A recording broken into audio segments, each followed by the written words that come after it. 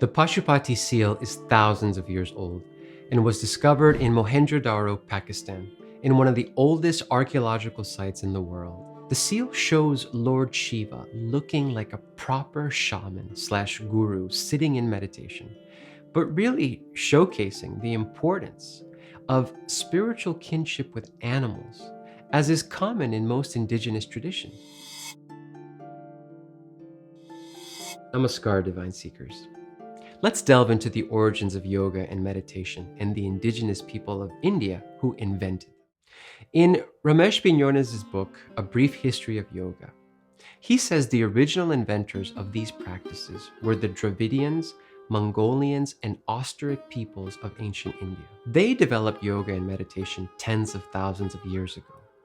You know, the ancient figure Shiva, also called Adi Yogi by modern day teachers like Sadhguru, lived 7,000 years ago, and he was instrumental in systematizing India's indigenous wisdom and calling it Tantra.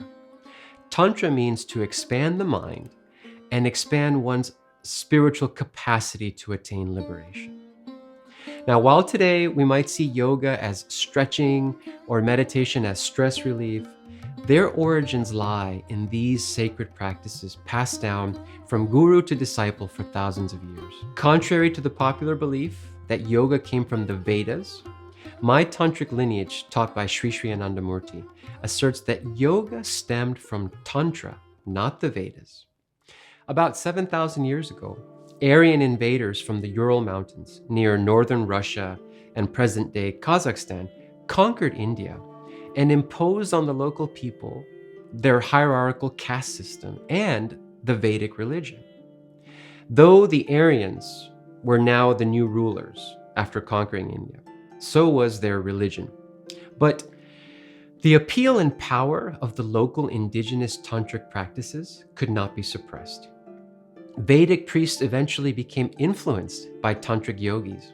That is why we see that in the later Vedas, mysticism, yoga, breathwork, and meditation become more prevalent than in the first Veda, the Rig Veda, which my teacher says was composed outside of India.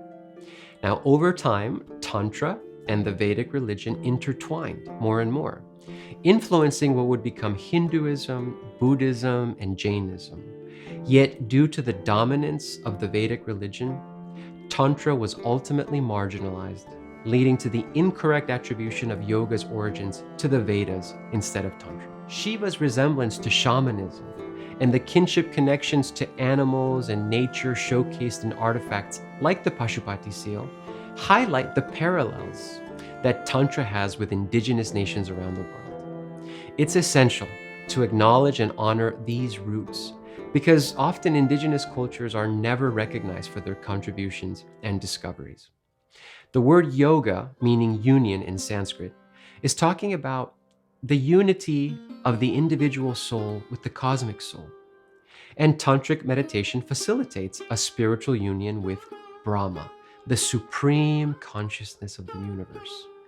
In essence, the core of yoga and meditation lies in the pursuit of a spiritual union called samadhi. Though there are various levels of samadhi, samadhi loosely means merging the mind with the cosmic mind. So when people are feeling disconnected, depressed, and anxious, leaning into the tantric goal of complete union with the supreme consciousness can not only remind you that you're not alone in the universe, but it can help you to feel oneness with your closest of kin, with Brahma, your creator. Now, granted, that's a very abstract goal and it's not everyone's first priority, but in time, a calling resounds in every individual for the infinite. Now, are you ready to learn the Buddhist approach for how to ward off loneliness and maintain connection? What did Lord Buddha teach on this matter? And who are the modern day saints who revamped essential teachings on how and why connection is crucial in the universe? Click on that video right there to find out and join me in part 3. I'll be waiting for you right over there. And I look forward to continuing this journey and answering those questions for you. Namaskar.